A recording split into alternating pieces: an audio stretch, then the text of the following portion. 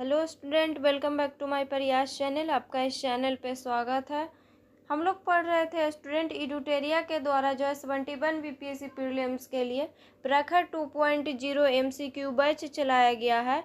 उसी का जो है हम लोग करंट अफेयर पढ़ रहे थे और प्रखर 2.0 बैच में जो है करंट अफेयर का क्वेश्चन करवाया गया है। उसी क्वेश्चन को जो है हम लोग रिवीजन करेंगे और रिवीजन जो है हम लोग करंट अफेयर का जो है करेंगे स्टूडेंट, वो जनवरी से लेकर के अगस्त तक का करंट अफेयर का जो है हम लोग रिवीजन करेंगे। तो हम लोग जो है पिछले वीडियो में जो है हम लोग स्टूडेंट कुछ करंट अफेयर जो है जनवरी का फर्स्ट वीक का पढ़े थे। आज जो और बचा हुआ है जनवरी का करंट अफेयर, उसको जो है आज हम लोग पढ़ेंगे। तो जो भी स्टूडेंट इस चैनल पे नए हैं, इस चैनल को जो है ज़रूर सब्सक्राइब कीजिएगा और जिनका भी अभी 71 बीपीएससी प्रीलिम्स का एग्ज़ाम है उनके लिए जो है ये करंट अफेयर का क्वेश्चन या इम्पोर्टेंट जितना भी टॉपिक्स जो है हम लोग पढ़ेंगे वो जो है एग्ज़ाम के लिए इम्पॉर्टेंट होगा। तो इस वीडियो को जो है पूरा देखिएगा।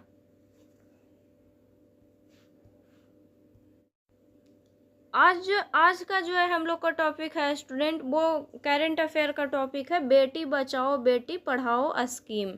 तो बेटी बचाओ बेटी पढ़ाओ स्कीम के बारे में जो है अभी हम लोग पढ़ेंगे। तो इसका जो है हम लोग पहले प्रमुख पॉइंट पढ़ लेंगे। इम्पोर्टेंट जितना भी पॉइंट होगा इसमें उसको जो है हम लोग पढ़ेंगे। तो 22 जनवरी 2025 को बेटी बचाओ बेटी पढ़ाओ योजना की 10वीं वर्षगांठ मनाई गई।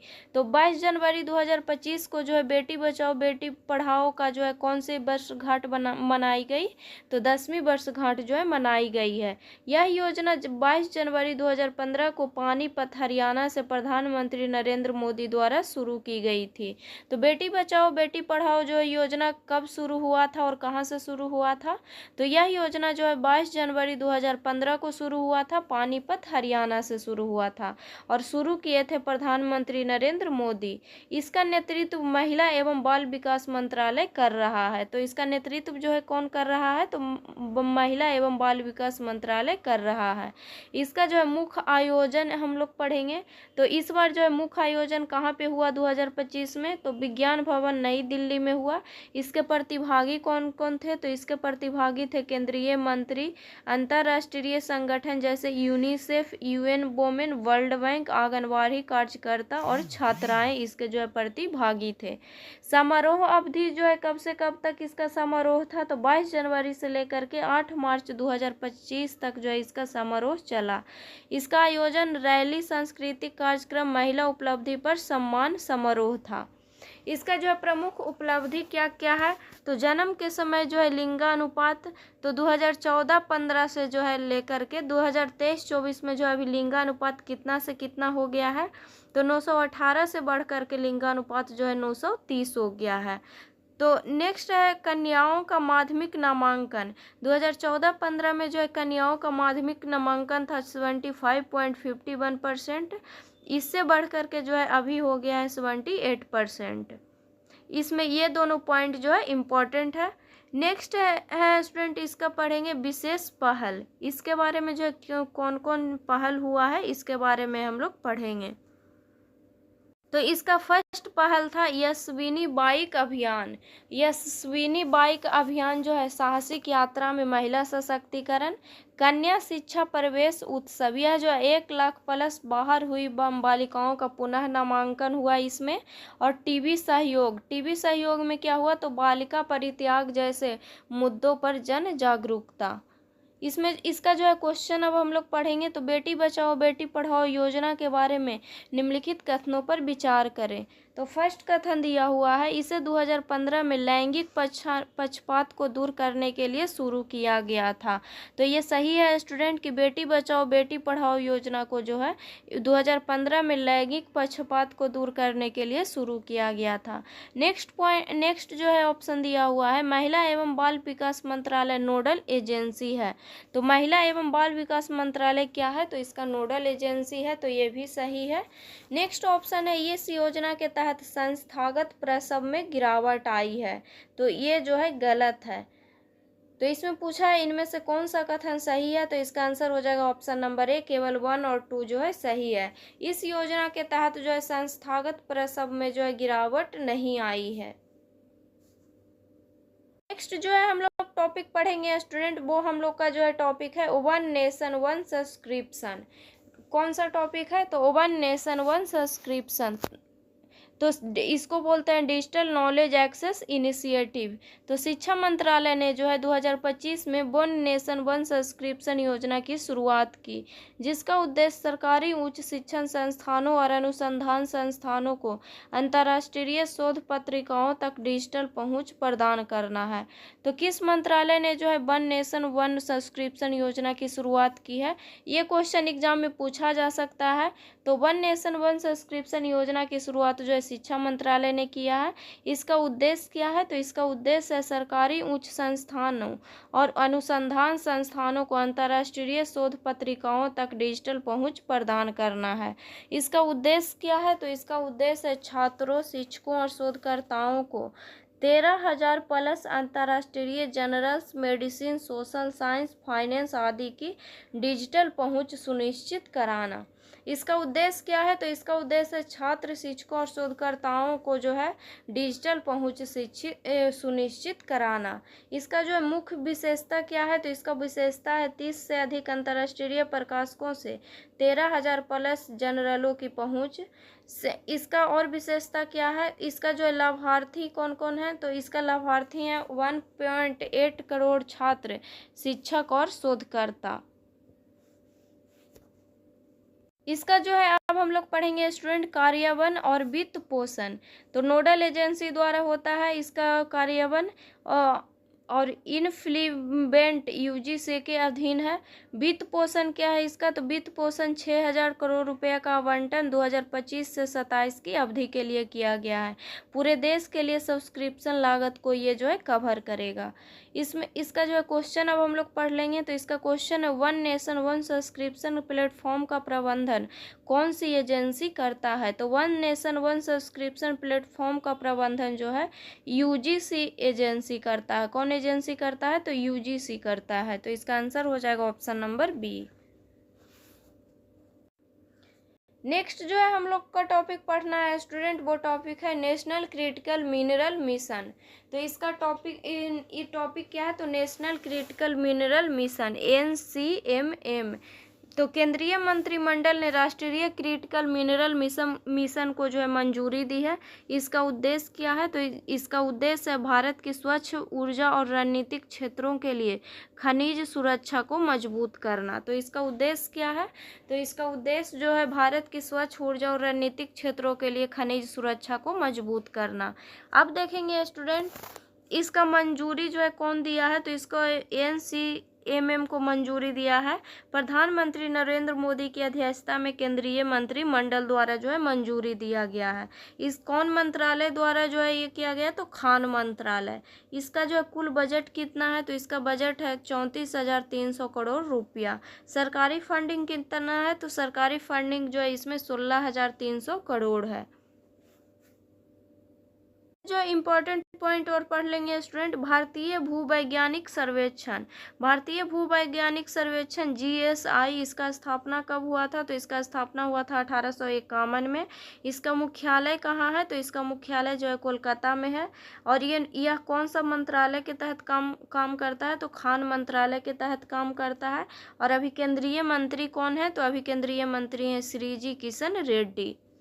अब इसका जो है हम लोग क्वेश्चन पढ़ लेंगे स्टूडेंट, भारत ने लिथियम खनन के लिए NCMM के तहत किस खनिज समृद्ध देश के साथ साझेदारी की है, तो ये किया है अर्जेंटीना के साथ। किसके साथ किया है, तो अर्जेंटीना के साथ किया है। तो भारत ने जो है लिथियम खनन के लिए NCMM के तहत किस खनिज समृद्ध देश के साथ साझेदारी की है, तो अर्जेंटीना के साथ जो है साझेदारी की है। नेक्स्ट जो है हम लोग का टॉपिक पढ़ना है स्टूडेंट, वो टॉपिक है इनमी प्रॉपर्टी। इनमी प्रॉपर्टी मतलब कि शत्रु संपत्ति। तो शत्रु संपत्ति के बारे में जो है हम लोग जानेंगे। तो मध्य प्रदेश उच्च न्यायालय ने सैफ अली खान को निर्देश दिया कि वे 15,000 करोड़ रुपए की भोपाल स्थित पारिवारिक संपत्ति को शत्रु संपत्ति घोषित करने को सरकारी फैसले को चुनौती दे। अब हम लोग जानेंगे स्टूडेंट कि क्या है शत्रु संपत्ति। तो वे संपत्ति जो लोग संघर्ष के समय पाकिस्तान या चीन जैसे शत्रु देशों में चले गए और वे पीछे छोड़ गए, उसे बोलते हैं शत्रु संपत्ति। तो शत्रु संपत्ति किसको बोलेंगे? तो वे संपत्ति जो लोग संघर्ष के समय पाकिस्तान या चीन जैसे शत्रु देशों में चले गए, वे पीछे छोड़ गए। इन संपत्तियों का प्रबंधन डिफेंस ऑफ इंडिया एक्ट 1962 के तहत भारत के शत्रु संपत्ति रक्षक द्वारा किया जाता है। तो इन संपत्तियों का प्रबंधन जो है डिफेंस ऑफ इंडिया एक्ट 1962 के तहत भारत के शत्रु संपत्ति रक्षक द्वारा किया जाता है। इसका अब हम लोग जान लेंगे स्टूडेंट कानूनी ढांचा। तो शत्रु संपत्ति अधिनियम 1968 के तहत जो है शत्रु संपत्ति के विरासत या हस्तांतरण पर रोक लगाता है। इसमें जो है 2017 में जो है संशोधन किया गया है कि कानूनी उत्तराधिकारियों पर और अधिक कड़े प्रतिबंध लगाए गए। इसका जो है अब हम लोग प्रबंधन और निपटान पढ़ लेंगे। तो इसका जो है मूल्यांकन और निपटान की जिम्मेदारी जो है कस्टोडियन की होती है। 2018 के निर्देशानुसार जो है खाली संपत्तियां नीलाम की जा सकती है। अधिगृहित संपत्तियां वर्तमान निवासियों को बेची जा सकती है। अब जो है हम लोग इसका क्वेश्चन पढ़ लेंगे स्टूडेंट। शत्रु संपत्ति से संबंधित निम्नलिखित कथनों पर विचार करें। फर्स्ट कथन दिया हुआ है स्टूडेंट, शत्रु संपत्ति अधिनियम 1968 शत्रु संपत्ति के उत्तराधिकारी या हस्तांतरण को प्रतिबंधित करता है। तो ये सही है कि शत्रु संपत्ति अधिनियम 1968 के जो है शत्रु संपत्ति के उत्तराधिकारी या हस्तांतरण को जो है प्रतिबंधित करता है। सेकंड ऑप्शन है शत्रु संपत्ति के संरक्षक की नियुक्ति गृह मंत्रालय के अंतर्गत की जाती है। तो शत्रु संपत्ति के संरक्षक की नियुक्ति जो है किसके द्वारा की जाती है? तो गृह मंत्रालय के अंतर्गत जो है की जाती है। तो ये भी जो है सही है। नेक्स्ट ऑप्शन है 2017 संशोधन ने विस्थापितों के कानूनी उत्तराधिकारियों को स्वामित्व का दावा करने की अनुमति दी। तो ये जो है गलत है। तो पूछा है इनमें से कौन सा कथन सही है? तो इसका आंसर हो जाएगा ऑप्शन नंबर ए, केवल 1 और 2 जो है सही है। नेक्स्ट जो है हम लोग टॉपिक पढ़ लेंगे स्टूडेंट। वो टॉपिक है हम लोग का digital personal data protection rule 2025। तो अब हम लोग जानेंगे student digital personal data protection rule 2025 के बारे में। तो भारत सरकार ने डिजिटल व्यक्तिगत डेटा संरक्षण नियम 2025 का मसौदा डीपीपी अधिनियम 2023 के तहत सार्वजनिक परामर्श के लिए जारी किया है। इसका उद्देश्य डेटा गोपनीयता और जवाबदेही को मजबूत करना है। तो भारत सरकार ने जो है डिजिटल व्यक्तिगत डेटा संरक्षण नियम 2025 का मसौदा डीपीपी अधिनियम 2023 के तहत सार्वजनिक परामर्श के लिए जारी किया है। इसका उद्देश्य क्या है? तो इसका उद्देश्य है डेटा गोपनीयता और जवाबदेही को मजबूत करना। इसकी जो है मुख्य विशेषता क्या है? तो इसका जो है मुख्य विशेषता है सूचित सहमति उपयोगकर्ताओं को बताया जाएगा कि कौन सा डेटा क्यों और कैसे एकत्र किया जा रहा है। डेटा सुरक्षा में जो है डेटा फिड्यूशनरी को डेटा सुरक्षित रखना होगा और 72 घंटे में उल्लंघन की सूचना डेटा संरक्षण बोर्ड को देनी होगी। इसमें जो है अब हम लोग पढ़ लेंगे स्टूडेंट डीपीपी अधिनियम 2023 के बारे में। तो गोपनीयता को मौलिक अधिकार के रूप में मानता जो है सुप्रीम कोर्ट से निर्णय दिया गया था 2017 में। भारत में एकत्रित सभी प्रकार के डेटा डिजिटल और गैर डिजिटल पर लागू किया गया था। विदेशी संस्थाएं भी शामिल यदि वे भारत में सेवाएं प्रदान करती है। विदेशी संस्था भी इसमें शामिल है जो भारत में जो है सेवा प्रदान करती है। इसमें जो है डेटा प्रोसेसिंग के लिए अनिवार्य सहमति आवश्यक है।